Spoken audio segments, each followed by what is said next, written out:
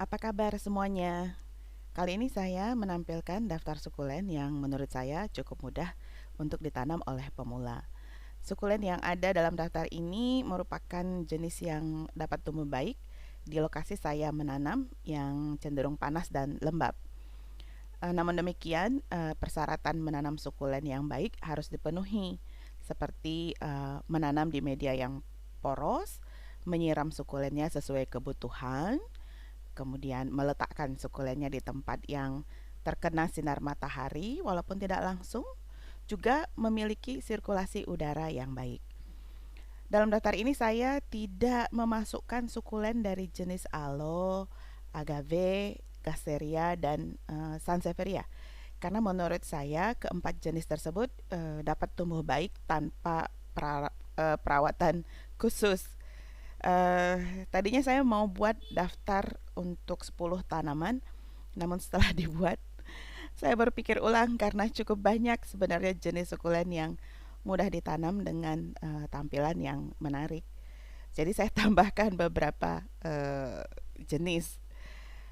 Sebelum dimulai, bagi yang belum subscribe, jangan lupa tekan tombol subscribe ya. Terima kasih.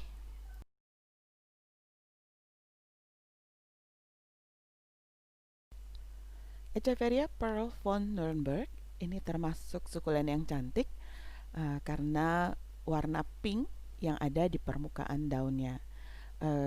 Sebenarnya ada dua varian yang saya tahu untuk jenis ini. Jadi ada yang lebih cenderung berwarna hijau daunnya, uh, tapi ini sebenarnya kurang populer gitu ya. Yang paling banyak jenisnya itu adalah yang banyak warna pinknya di permukaan daunnya. Jadi tanaman ini tidak saya masukkan dalam daftar 10 besar karena saya sudah beberapa kali kehilangan.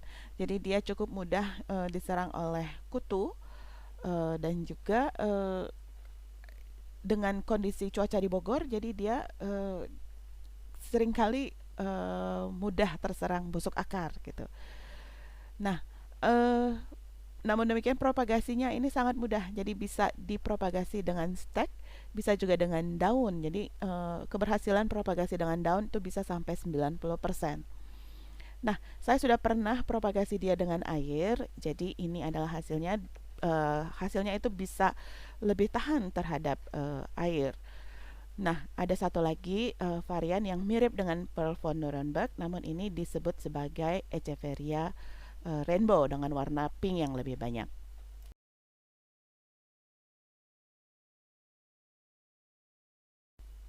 Senecio peregrinus ini termasuk sukulen yang unik karena bentuk daunnya yang seperti lumba-lumba melompat keluar dari air. Makanya nama lainnya ini adalah string of dolphin. Jadi di tempat saya sukulen ini sangat mudah dikembangkan. Cukup mengejutkan sebenarnya.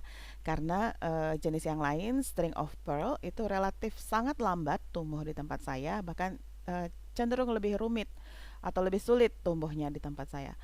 Jadi saya bisa menghasilkan demikian banyak string of dolphin. Ini sebenarnya hanya berasal dari satu tanaman saja.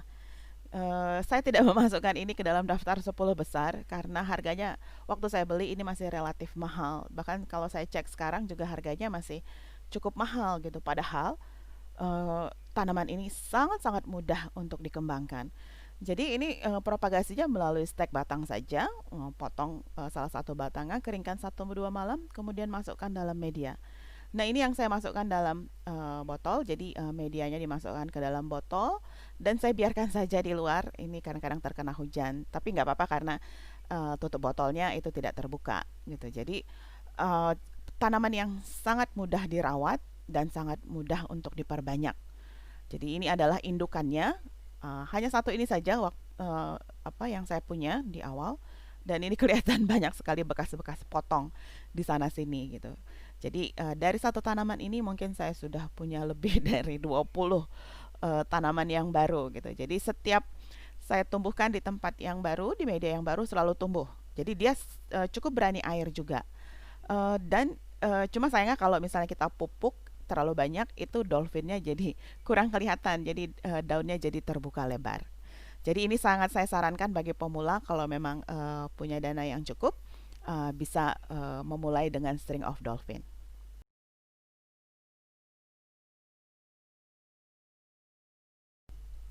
Graptoperia titubans ini termasuk silangan dari Graptopetalum paraguayens dengan Echeveria derenbergii. Kalau melihat dari rosetnya, ini termasuk salah satu contoh sukulen yang boleh dibilang seperti mawar. Ini karena kuntumnya atau rosetnya itu memang terlihat seperti mawar.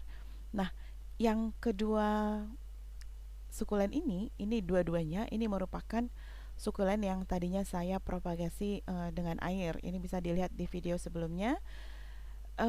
Jadi dia tumbuh cukup baik, jadi cukup berani air juga gitu ya. Dan saya menumbuhkan ini kebetulan di daerah rooftop yang pernah diganggu oleh belalang. Ini kelihatan dari bekas-bekas gigitan belalang. Dan warnanya biasanya akan sedikit lebih putih kalau kita tempatkan di tempat yang lebih banyak sinar matahari. Nah, jadi sukulen ini termasuk yang sebenarnya cukup mudah untuk dipropagasi dan dia cukup mudah menumbuhkan anakan dari batangnya sendiri dan daun biasanya juga cukup mudah tumbuh.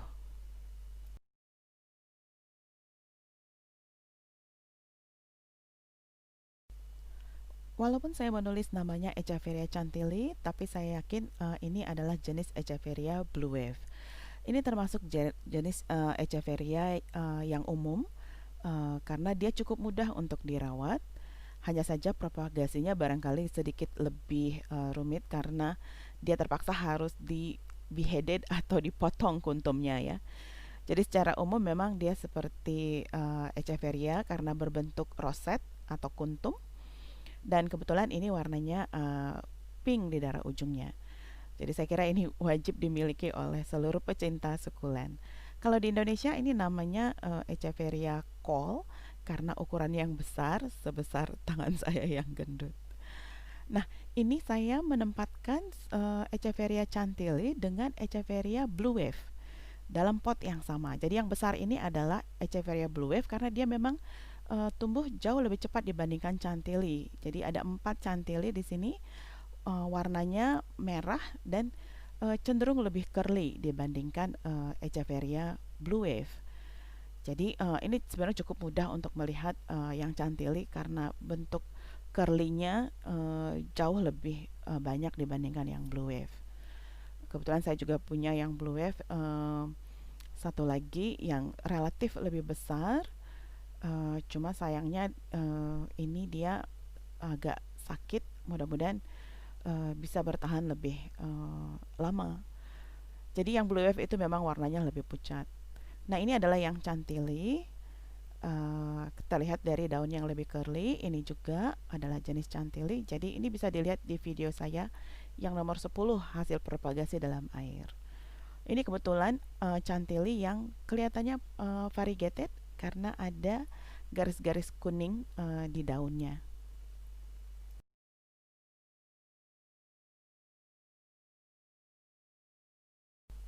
Echeveria lemon lime termasuk sukulen yang sangat mudah dirawat.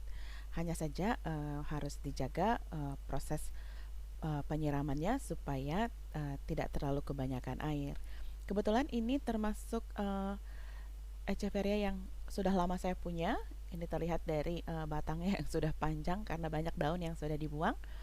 Dan dari warna daunnya yang merah, ini kebetulan saya letakkan di rooftop. Jadi dia termasuk yang bisa tumbuh dalam situasi yang sedikit lebih ekstrim. Ini kelihatannya adalah jenis mutasi. Saya melihat dari warna daunnya yang seperti ada garis-garis, mungkin ini termasuk yang mutasi. Cuma saja ada yang warna kemerahannya belum muncul. Ini kelihatannya kurang sinar matahari, jadi kurang muncul warna kemerahan di ujung daunnya. Nah, ini adalah yang awalnya dia diserang oleh kutu, tapi kemudian bisa saya bersihkan kutunya. Ini ujung-ujungnya malah kelihatan jadi seperti kristata. Mungkin karena kutunya mengakibatkan dia jadi termutasi gitu ya, jadi seperti kristata. Nah ini adalah Echeveria lemon lime yang mutasi, yang betul-betul mutasi, karena ini memang saya beli namanya itu adalah Echeveria lemon lime mutasi gitu. Nah, Echeveria ini sebenarnya termasuk tanaman yang cukup mudah untuk dipropagasi melalui daun, tapi lebih mudah lagi apabila melalui stek. Nah, ini adalah Echeveria yang kekurangan sinar matahari, makanya dia mengalami etiolasi. Tapi setelah saya pindah, jadi kelihatan warna daunnya lebih merah.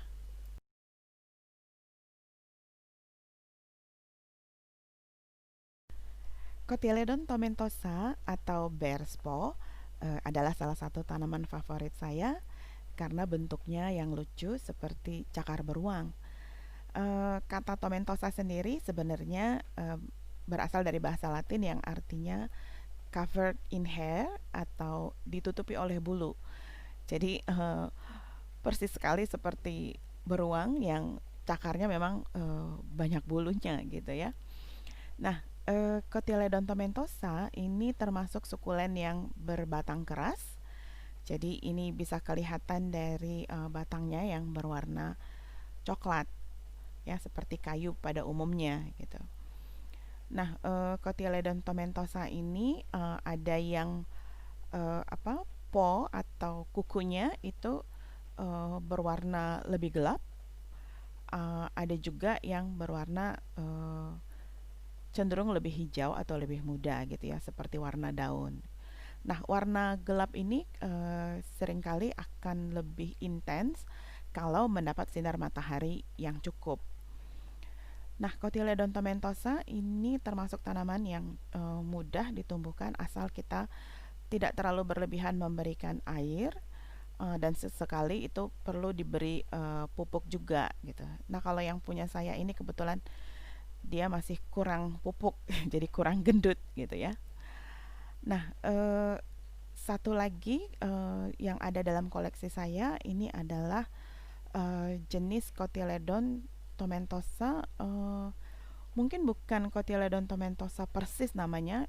Ini termasuk yang cat's paw, cakar kucing gitu ya, karena kukunya tidak seperti kuku bear's paw tadi. Bahkan mungkin hanya kukunya satu gitu ya. Nah, ini adalah yang jenis variegated dan ini saya tumbuhkan dari cutting, propagasi stek gitu ya. Nah, ini umurnya sudah sekitar 1 tahun, jadi cukup lama memang tumbuhnya, tapi ya cukup mudah ditumbuhkan melalui cutting. Nah, dengan daun juga sebenarnya bisa, tapi menumbuhkannya lama sekali, bisa berbulan-bulan, mungkin sampai setahun juga.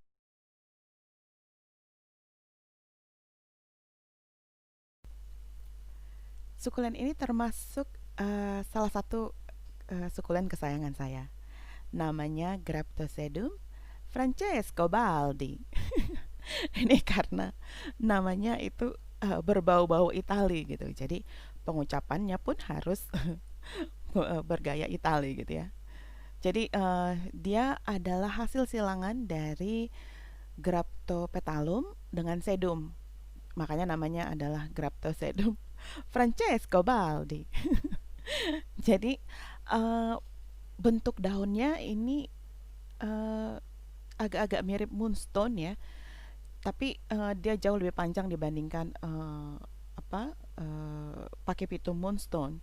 Nah, ini tumbuhnya sangat cepat. Ini ditunjukkan oleh batangnya yang ketinggian batangnya yang lumayan tinggi gitu ya.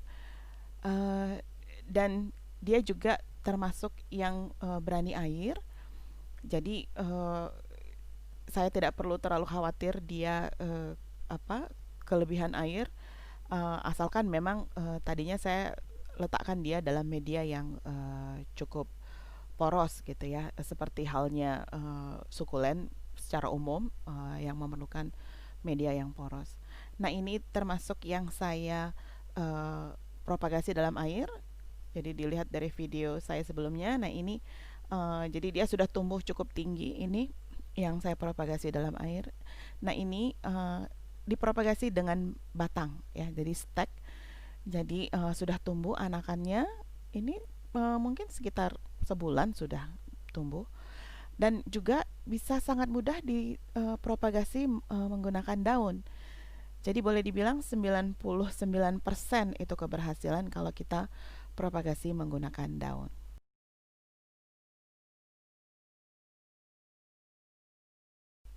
Sukulen Sedum adolphi ini kadang disebut juga sebagai golden sedum atau golden glow, atau kadang ada juga yang menyebutkan sebagai coppertone. Karena warna kuning kecoklatan atau kuning keemasan dari daunnya.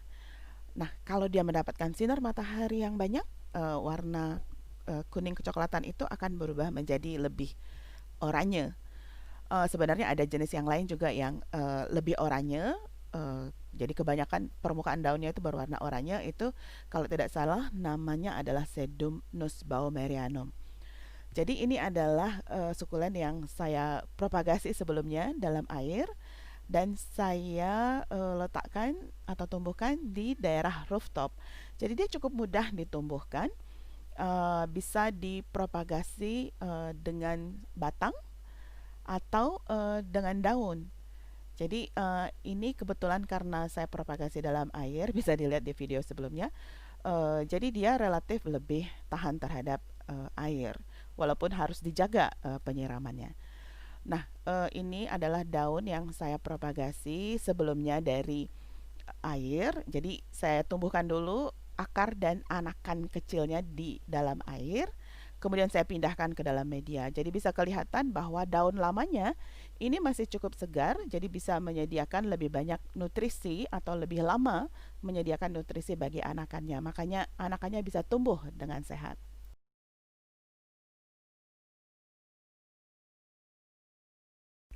Graptopethalum paraguayens ini disebut juga sebagai ghost plant.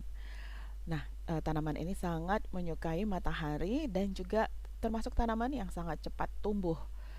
Jadi, kalau dia mendapat sinar matahari yang cukup, biasanya warna daunnya agak pink.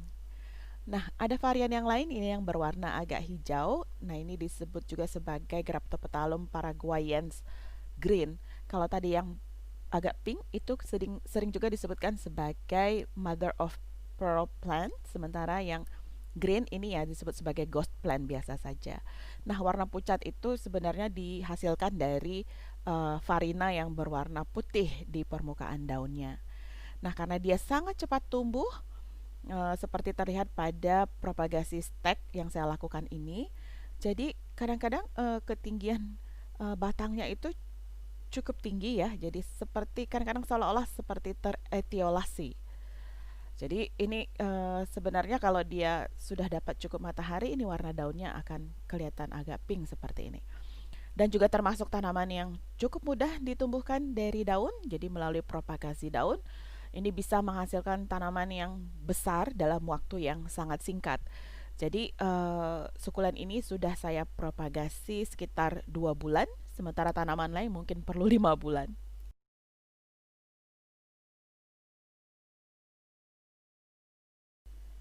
Stapelia gigantea ini kelihatan seperti kaktus, eh, padahal sebenarnya bukan kaktus karena dia tidak punya duri. Jadi Stapelia gigantea ini saya peroleh sekitar setahun yang lalu kalau tidak salah, dan hanya terdiri dari 6 sampai 7 batang dan sekarang kelihatan sudah sangat rimbun sekali. Jadi tanaman ini sangat mudah dirawat dan berani air. Jadi ini saya tanam di rooftop. Jadi dia sangat prolific karena mudah menumbuhkan anakan yang baru dan rajin berbunga. Jadi bentuk bunganya ini seperti bintang laut. Dia berbulu dan berbahu. Jadi sangat menarik perhatian lalat. Jadi ini bisa dikatakan sebagai bunga bangkainya sukulen gitu ya. Nah, batang yang tadinya sudah selesai berbunga itu bisa dipotong dan diletakkan di media. Jadi walaupun ujung batangnya tidak tertanam, akar yang baru itu bisa muncul dengan cepat. Bahkan bisa menghasilkan bunga dengan cepat juga. Jadi walaupun mungkin bunganya masih ukurannya relatif lebih kecil. Jadi propagasinya itu biasanya melalui stek dan eh, biasanya tidak perlu waktu yang lama untuk menghasilkan tanaman baru yang sehat dan berbunga dengan cepat.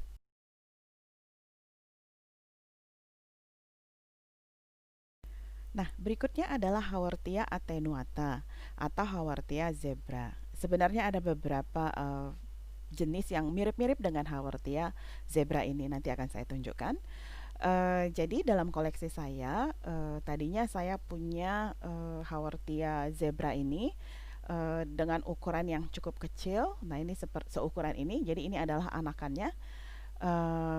Jadi Haworthia zebra ini cukup mudah ditumbuhkan dan memberikan anakan yang baru. Nah, karena dia berasal dari Afrika Selatan dan merupakan daerah subtropis, jadi Haworthia zebra ini cukup mudah bila ditumbuhkan di dalam ruangan atau menjadi indoor plant. Nah, tadi saya sebutkan ada varian yang mirip.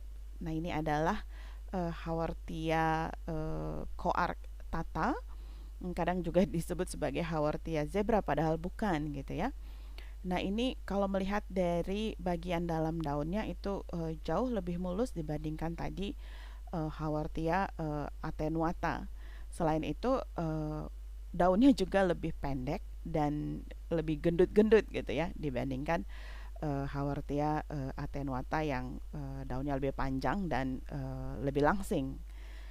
Nah, apa namanya varian yang lain itu dari Haworthia coarctata juga ada yang sebenarnya bagian dalam daunnya itu lebih mirip seperti Haworthia zebra yang ada geruntulnya gitu ya. Oke. Nah, berikutnya yang juga kadang-kadang dibilang sebagai Haworthia zebra itu adalah Haworthia radula white atau mungkin juga Haworthia glabrata gitu ya. Eh, Padahal coraknya bukan garis-garis melainkan polkadot gitu ya.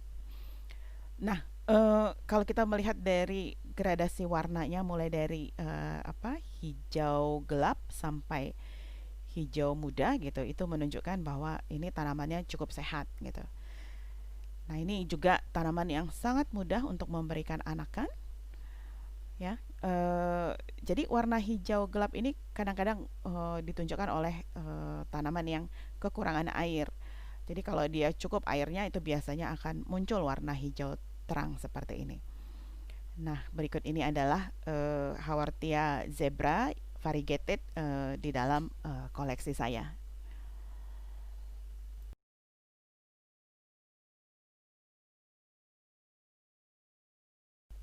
Hore, di posisi pertama. Oke, baik. Jadi di posisi pertama ini sebenarnya saya tidak meletakkan hanya satu jenis sukulen. Saya meletakkan 4 jenis sukulen. Kenapa? Karena keempatnya ini adalah sukulen yang belum pernah saya bunuh gitu. Yang pertama ini adalah Kalancho tomentosa. Jadi sama seperti tadi Cotyledon tomentosa, Kalancho ini juga apa daunnya ditutupi oleh bulu. Nah, dia punya beberapa varian terlihat dari warna coklat di ujung daunnya, ada yang terputus-putus, ada yang tetap nyambung. Nah, ini termasuk Kalancho tomentosa nigra yang warna coklatnya itu masih apa nyambung gitu ya. Oke, jadi ini juga apa warnanya ada gradasi putih, kadang juga ada yang berwarna sedikit apa kemerahan seperti Kalancho tomentosa coklat soldier ini. Jadi ini cukup beda karena daunnya relatif lebih ramping. Nah, ini adalah Kalancho yang ujung daun apa ujung coklatnya itu eh, terputus-putus dan juga daunnya cenderung tetap hijau. Jadi Kalancho tomentosa ini sangat mudah dipropagasi menggunakan stek. Jadi ini anakan sudah tumbuh dari steknya dan juga sebenarnya dari daun juga bisa. Cuma kalau daun itu perlu waktu yang cukup lama. Berikutnya di posisi pertama ini adalah Kalancho Daigre montiana. Jadi kadang-kadang disebut juga sebagai Mother of Thousand. Kenapa? Karena dia bisa menumbuhkan anaknya banyak di ujung-ujung daunnya gitu. Jadi seperti terlihat di sini. Nah, ini anak-anak ini bisa terjatuh dan tumbuh gitu ya. Dan tadi tanaman itu saya kembangkan dari indukan yang ini, kelihatan potongan batangnya. Eh, jadi memang sangat mudah untuk dipropagasi menggunakan stek. Nah, ini adalah juga stek dari indukan yang tadi itu, dan juga sudah saya potong lagi ujungnya, dan sudah tumbuh ini dua anakannya. Jadi ini adalah ujungnya yang sudah tumbuh dengan baik juga. Makanya saya bisa menghasilkan banyak sekali sukulen jenis ini dalam waktu yang cepat. Bahkan daunnya kalau saya potong diletakkan di media juga bisa menumbuhkan anakan. Berikutnya adalah Kalanchoe miloti.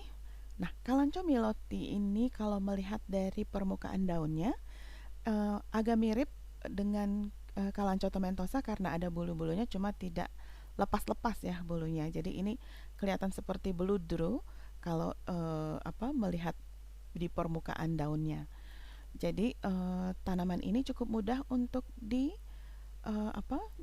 dikembangkan, bahkan dipelihara karena dia relatif relatif tahan terhadap hama, dan juga cukup tahan terhadap air, dan juga sangat mudah untuk dikembangkan dari anakannya. Ini anakan bisa tumbuh dari batang, dan juga pertumbuhannya sangat cepat, bisa tumbuh sangat tinggi seperti ini, hampir 30 cm dalam waktu yang sangat singkat.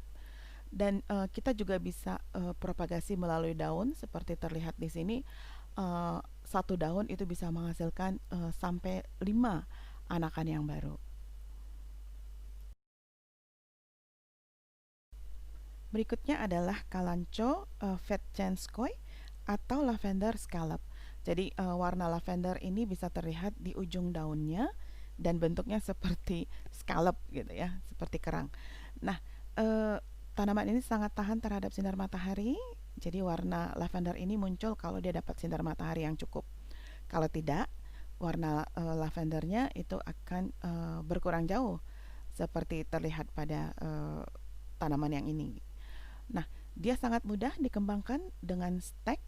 Bahkan di Australia dia ini termasuk gulma ya, saking cepatnya tumbuh.